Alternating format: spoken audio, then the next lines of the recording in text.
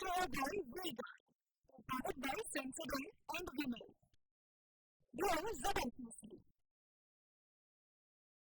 Associate sponsor UltraTech cement. આ સમાચારની સોમવારના વરસાદી વાતાવરણને સ્થાનિકોને ભલે કાળઝાળ ગરમી વચ્ચે ઠંડકનો અનુભવ કરાવ્યો હોય, પરંતુ જગતના તાત માટે આ આફત રાતા પાણીએ રોગડાવનારી સાબિત થઈ રહી છે. દ્રશ્યો આપને બતાવી દઈએ. સોમવારના વરસાદને પગલે રાજ્યના વિવિધ જિલ્લાના ખેડૂતોની મુશ્કેલીમાં વધારો થયો છે. ક્યાંક ફળો ખરી પડ્યા છે તો ક્યાંક ધાન પલળી ગયાની ઘટના સામે આવી છે. નર્મદામાં કેળા, કેરી, પપૈયાના પાકને મોટા પાયે નુકસાન થયું છે, તો વળી અમરેલીમાં તલ, જુવાર, બાજરી સહિત ઉનાળુ મગને નુકસાન થયું છે. સુરતમાં વરસાદના કારણે ડાંગર પાક પલળી જતા મોટા પાયે નુકસાન સામે આવ્યું છે. તો આ તરફ દાહોદમાં એપીએમસીમાં રાખેલ જણસી પલળી જતા ઘઉં, ચણા, સોયાબીન, મકાઈ, કણબી તેમજ કઠોળને મોટા પાયે નુકસાન થયું છે અને ખેડૂતોની ચિંતામાં વધારો થયો છે.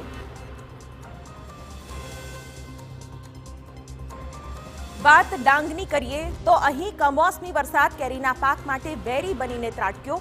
ડાંગ જિલ્લામાં કરા સાથે વરસાદ ખાબક્યો. ક્યાંક પવનના કારણે કેરી ખરી પડી તો ક્યાંક કરાના કારણે કેરીના ફળ પર ડાઘ આવી જતા ખેડૂતોને મોટા પાયે નુકસાન થયું. ભર ઉનાળે માવઠું થતા જગતના તાતને હાલ તો પડ્યા પર પાટું જેવી સ્થિતિનું સર્જન થયું છે. ખેતરમાં 100 આંબાની કલમ છે તો આમાં અડધી રાજાપુરી છે, અડધી કેસર છે. અને કાલના દિવસે વાવાઝોડ અને બરફ પડતા મારા ખેતરમાં આંબામાં બહુ નુકસાન થઈ છે. આંબા પડી પણ ગયા અને આંબાને ઉપર છે તે આના બરફ પડી ગયા એટલે મારા પાકવામાં આ વર્ષે મુશ્કેલ છે.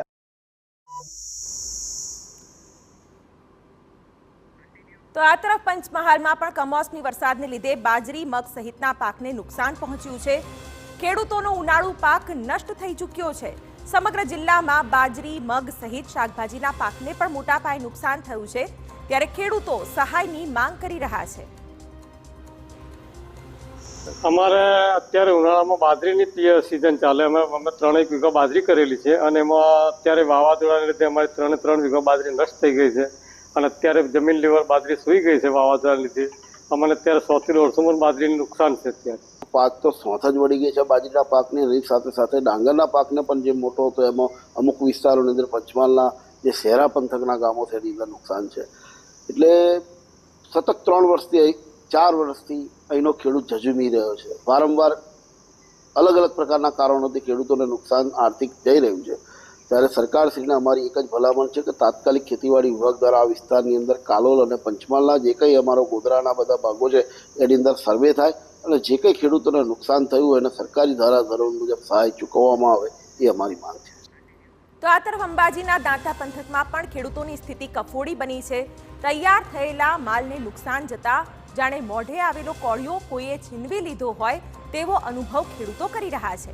જોકે બીજી તરફ દાંતા એપીએમસીના ચેરમેન કોઈ જ નુકસાન થયું ન હોવાનું રટણ કરી રહ્યા છે. કાલે જે કમોસમી વરસાદ પડ્યો એમાં કોઈ માર્કેટમાં નુકસાન થયેલ નથી અને ખેડૂતોને પણ ના પાડેલી હતી. હજી વાતાવરણ નહીં સુધરે ત્યાં સુધી ખેડૂતોને કીધેલું છે કે માલ ઘરમાં જ રાખવો, લાવવો નહીં. અને વેપારીઓને કીધેલું છે કે વેપારીઓ પર સરકારી પરિપત્રના અનુસંધાન ખેડૂતોને પણ ના પાડેલી છે કે જ્યાં સુધી મોસમ સુધરે નહીં ત્યાં સુધી માલ લાવવો નહીં, ઘરમાં જ રાખવો. કંઈક આવા ચિંતાજનક દ્રશ્યો અમરેલીના લાઠી, બગસરા અને સાવરકુંડલામાંથી સામે આવ્યા છે. ત્યારે ખેડૂતોની મદદની પોકાર તંત્ર સુધી પહોંચશે કે કેમ, હાલ તો તે જ મોટો પ્રશ્ન છે.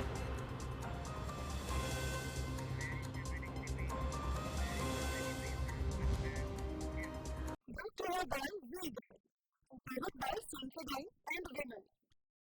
Grow ZMPC. Associate sponsor UltraTech cement.